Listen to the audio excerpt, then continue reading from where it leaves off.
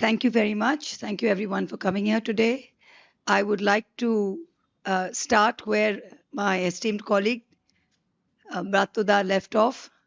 And I'd like to say that when a clown sits on a throne, he doesn't become a king.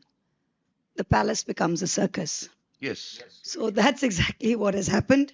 On that line, we were all faced with the ironic and ridiculous sight. Like they say, अब देखने को क्या बाकी है, जो भी देखने को बाकी का आज दिख गया. The Honorable Home Minister of India is declaring a charge sheet against the people of Bengal. And you've called the BJP, wherever it's in power, and all its leaders, including the Home Minister, has called us Bengalis, all of us sitting in this room.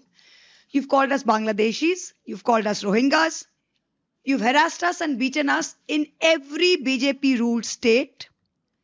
And today you have released a charge sheet that you don't declare the government as criminals, you've declared every Bengali as a criminal. And you do it in 4 steps. First, you insult us, then you deprive us, then you criminalize us, and then you harass us. Now, I'm not going to reply to any charge sheet that Mr. Shah puts out because, again, as Bratoda says, we'd like to remind him of his own charge sheet. His own charge sheet runs into so many pages that he's got to put out something to divert attention from it. This is the same Amit Shah who was declared a taripar, a fugitive by a special court in his own state, who was persona non grata in his own state, who couldn't enter his own state. This is his legal biography. These are his credentials. And he's standing before a camera to declare a charge sheet against Mamata Banerjee. I mean, the audacity, as we say in Bengali, ashportata dakhin, really, ashportata dakhin. He's talking about charge sheets. I know a thing or two about the charge sheets in his ministry, having been subjected to a little of the fun myself in the last 2 years. So the Ministry of Home Affairs reports to him. The Enforcement Directorate reports to him. What is the record of the Enforcement Directorate? Since 2014, the ED has filed nearly 6,000 cases, 98% against opposition leaders. You've convicted 25 people. That is a conviction rate of 0.42%. That is your conviction rate. The leader of the opposition in Bengal has 20 plus FIRs against him, some for very serious charges. He's walking free. An ex-MP, Brij Bhushan Singh, accused of harassment, walking free. Own women wrestlers from BJP states sitting on the streets, manhandled by Delhi police, walking free. Shame. 28 of Modi ji's own cabinet face serious criminal cases. And this is the party that's releasing a charge sheet. The man who was declared a taripar, Mr. Amit Shah, you have protected the harasser who harassed the wrestlers. You have been unable to do anything in Manipur. Manipur has bled continuously for the last 3 years. Under your watch, you have managed to do nothing. You have not even managed to secure our own parliament where people came in and burst smoke bombs. Under your watch, 26 innocent people were killed in Pahalgam, and for over 1 hour, not one security personnel could make it up to the valley where these terrorists were open fire. I want to ask you, have you managed to catch even one of those terrorists? Do any of you know here, the media? Has one person who was responsible for 26 killings been caught? On the heart of Delhi, Red Fort, which is a symbol of our sovereignty, the first independence address was done from the ramparts of the Red Fort. Lal Killa holds a special place in all of our hearts. There's a bomb explosion, a car bomb explosion. 10 to 15 people died, 20 people injured in the heart of Delhi. Delhi reports to you. You control Delhi Police, Minister of Home Affairs. What have you done? This is your record and you're putting a charge sheet. We'd like to put out 10 failures. We can put out 100. We're going to put out 10 failures of Mr. Amit Shah. You have betrayed every Indian who has trusted you with the security of this country. Number one, you run the Home Ministry, border security, internal security, both report to you. So both our external borders with our foreign countries as well as internal security within the country report to you. You were busy telling Parliament and you were busy telling India about how Kashmir after Article 370 was the safest place in the world. What happened? You invited all the tourists to come see the beauty of Kashmir.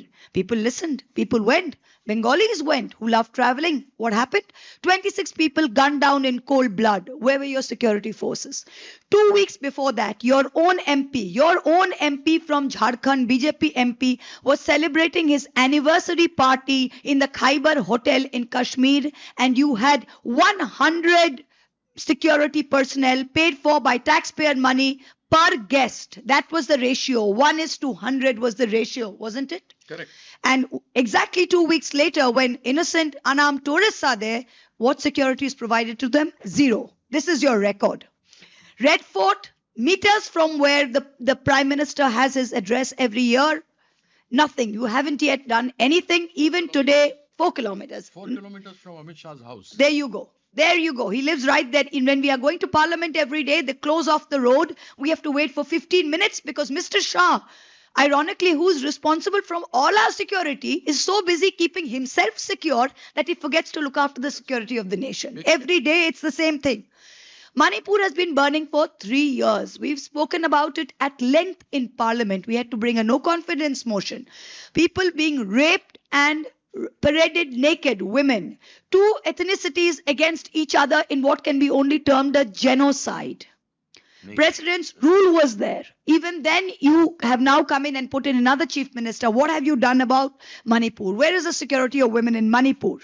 2 men jumped into the Lok Sabha chamber in 2023 on a pass from one of your MPs. If any of us had done it, my God, we would have all been in jail by now, and possibly in Sabarmati jail only. Since you're so fond of putting up MPs and putting them away there. What's happened? Where are those people? What action has been taken? Tripura. Tripura is a state that has both BJP at the center and at the state. 97% of its border has been fenced. Who are you blaming for infiltration here? Who are you blaming? You keep telling us about Onuprabeshkari, about Ghuspetia, about infiltrators. In a question in the Rajya Sabha last month, what did Mr. Shah's ministry tell us? In the past 10 years in Bengal, only 3,500 Bangladeshis have been sent back to Bangladesh in 10 years. Where are the lakhs and crores? You are not doing SIR because you want to send back infiltrators, because there are no infiltrators. In Bihar, you use the same excuse. After SIR was finished, we asked what were the numbers of foreigners you found. You had found 230 Nepali Hindu women who were married to Biharis. That was the extent of your infiltrators. So please stop the dog whistling. You are doing SIR to disenfranchise valid citizens. That's the only reason you're doing this. What else are you doing? You're starving Bengal of funds. In every single part of Bengal, we have been choked. 58,000 crores owed to us under Manrega. Jal Jeevan Mission, other states like Uttar Pradesh, Maharashtra are getting 22,000 crores, 26,000 crores. What have you given us? 3,800 crores. Mamata Banerjee had to pay 4,800 crores out of her own pocket to make up the center state deficit. Almost 2 lakh crores is owed to the people of Bengal. We're not beggars. This is our taxpayer money that you're taking, that you're supposed to redistribute to us under the federal system.